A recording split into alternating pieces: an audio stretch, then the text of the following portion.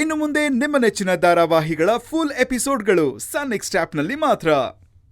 Very good. ಹಾಗಾದ್ರೆ ನೀವೆಲ್ರೂ ಅವ್ರವ್ರ track ಅಲ್ಲಿ ಓಡೋಕೆ ಶುರು ಮಾಡಿಬಿಟ್ರಿ. I am right? ಅಜ್ಜಿ, ಇದೆಲ್ಲ ಜನನಿ ಕೊಟ್ಟಿರೋ ಐಡಿಯಾ ಅಜ್ಜಿ. ಅಕ್ಕ, ಆತರ ಎಲ್ಲ ಏನೂ ಇಲ್ಲ. ಅಜ್ಜಿನೇ ನಮ್ಮೆಲ್ಲರಿಗೂ ಸ್ಫೂರ್ತಿ. ಗುಡ್. ನಾನ್ ನಿಮ್ಗೆಲ್ಲ ಒಂದ್ ವಿಷಯ ಹೇಳ್ಬಿಡ್ತೀನಿ.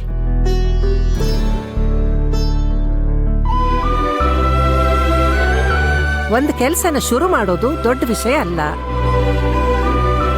ಅದನ್ನ ಒಳ್ಳೆ ರೀತಿಯಲ್ಲಿ ಮುಂದರ್ಸ್ಕೊಂಡು ಹೋಗಿ ಅದ್ರಲ್ಲಿ ಸಕ್ಸಸ್ ಕಾಣೋದೇ ಮುಖ್ಯ. ಸರಿನಾ?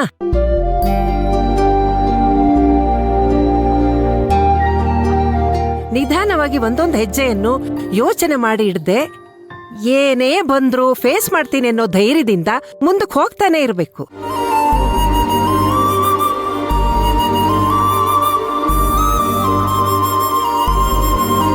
ಅನಘ, ನೀನ್ ಸ್ಟಾರ್ಟ್ ಮಾಡಿರೋ ಈ ಕ್ಯಾಟರಿಂಗ್ ಬಿಸ್ನೆಸ್ ಅನ್ನ ನಂಬರ್ 1 ಪ್ಲೇಸಿಗೆ ತರಬೇಕು.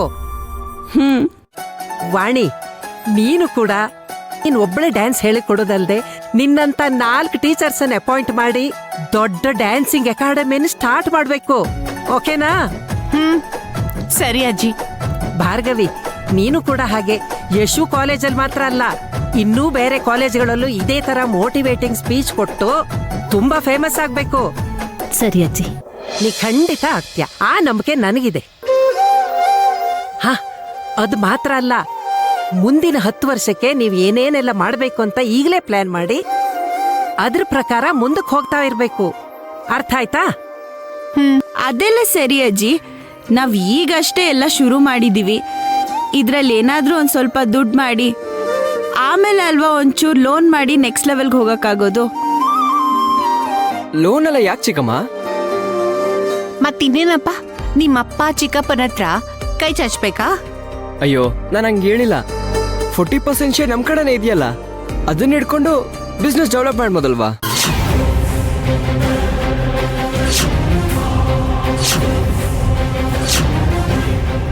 ಏನು 40% ಶೇರು ನಮ್ ಕಡೆನಾ?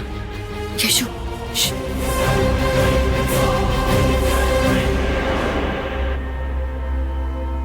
ನಮ್ ಕಡೆ ಅಂದ್ರೆ ನಂಗೆ ಅರ್ಥ ಆಗ್ತಾ ಇಲ್ಲ. ಅದು ಅಜ್ಜಿ, ನಿಮ್ಮ ಹತ್ರ 40% ಶೇರ್ ಇದೆಯಲ್ಲ, ಅದನ್ನೆಲ್ಲ ಇವ್ರಿಗೋಸ್ಕರ ಇಟ್ಕೊಂಡಿದ್ದೀರಾ ಅಂತ ನಮ್ಗೆ ಚೆನ್ನಾಗಿ ಗೊತ್ತು.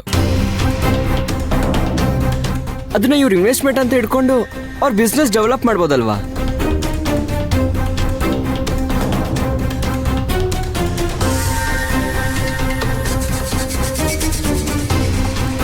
ನನ್ನ ಹತ್ರ ಇರೋ 40% ಶೇರು ಇವ್ರಿಗೋಸ್ಕರನೇ ಅಂತ ನಿಂಗೆ ಯಾರು ಹೇಳಿದ್ದು? ಇಂಥ ಐಡಿಯಾ ನಿಮ್ಮಲ್ಲಿ ಯಾರಿಗಾರು ಇದೆಯಾ? ಅಯ್ಯೋ ಇಲ್ಲ ಅಜ್ಜಿ. ಇಲ್ಲ ಅಜ್ಜಿ. ಈಗ ಕೆಲವೊಂದು ವಿಷಯಗಳನ್ನ ನಾನು ಕ್ಲಿಯರ್ ಮಾಡ್ತೀನಿ, ನೀವು ಚೆನ್ನಾಗಿ ಅರ್ಥ ಮಾಡ್ಕೋಬೇಕು.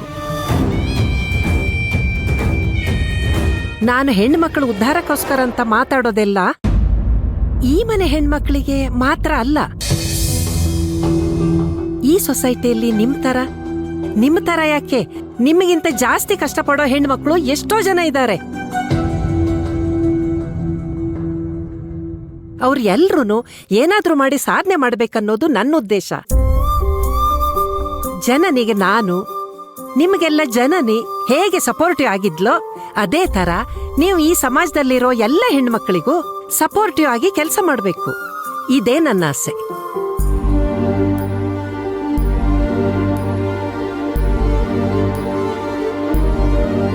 ಅದಕ್ಕೆ ನಿಮ್ಮೆಲ್ರಿಗೂ ಒಂಟಿಯಾಗಿ ನಿಂತು ಹೋರಾಡಿ ಮುಂದೆ ಬರ್ಬೇಕಂತ ಹೇಳ್ತಾ ಇದ್ದೀನಿ.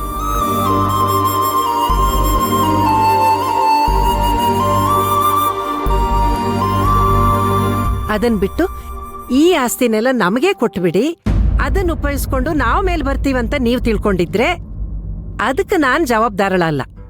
ಅಜ್ಜಿ, ನಾವೆಲ್ಲ ನಿಮ್ ಹತ್ರ ಇರೋ ಆಸ್ತಿಗೋಸ್ಕರ ನಿಮ್ಮನ್ನು ಹುಡ್ಕೊಂಡ್ ಬಂದಿರ್ಲಿಲ್ಲ.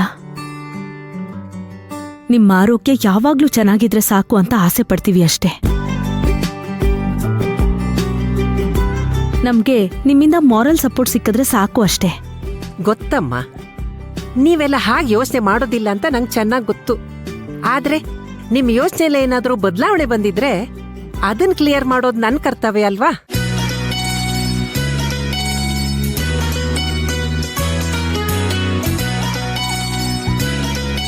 ಈ ಆಸ್ತಿ ವಿಚಾರದಲ್ಲಿ ನಿರ್ಧಾರ ತಗೊಳ್ಬೇಕಾಗಿರೋದು ನಾನು ಮಾತ್ರನೇ. ಇದ್ರಲ್ಲಿ ಯಾರು ಅಡ್ಡ ಬರಬಾರ್ದು, ಅಡ್ವೈಸು ಮಾಡಬಾರ್ದು. ಸರಿನಾ?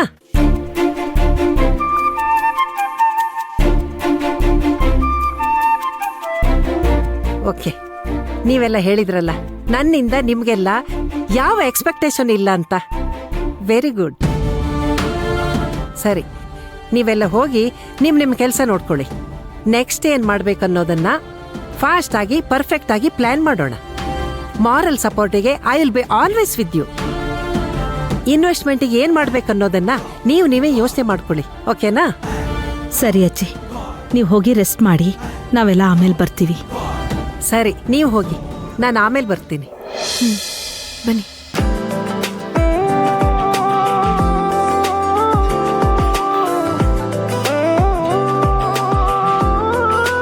ಯಶು, ಬಾಯ್ಲಿ ಅಜ್ಜಿ. ನೋಡು, ಆ 40% ನಂದು. Do you understand? ಸಾರಿ ಅಜ್ಜಿ.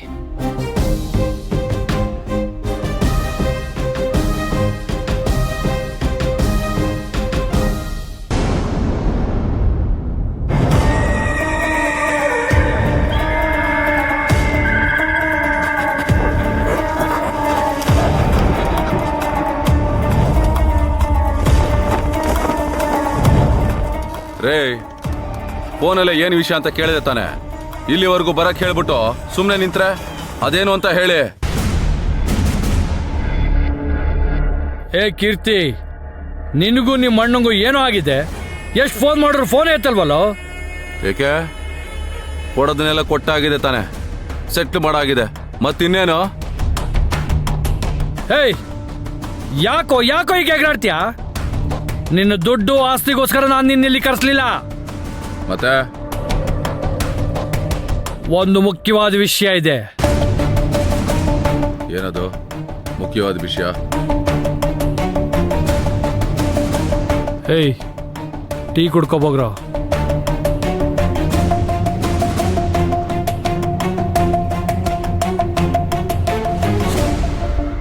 ನೋಡ್ ಕೀರ್ತಿ, ನನ್ನ ಎಕ್ಸ್ಪೀರಿಯನ್ಸ್ ಅಲ್ಲಿ ನಾನ್ ನೋಡಿರೋ ಇನ್ಸಿಡೆಂಟ್ಸ್ನೆಲ್ಲ ನಿನ್ನ ಹತ್ರ ಹೇಳಿದ್ರೆ ಎದ್ರುಕೊಂಡು ನಡ್ಗೋಗ್ತೀಯಾ?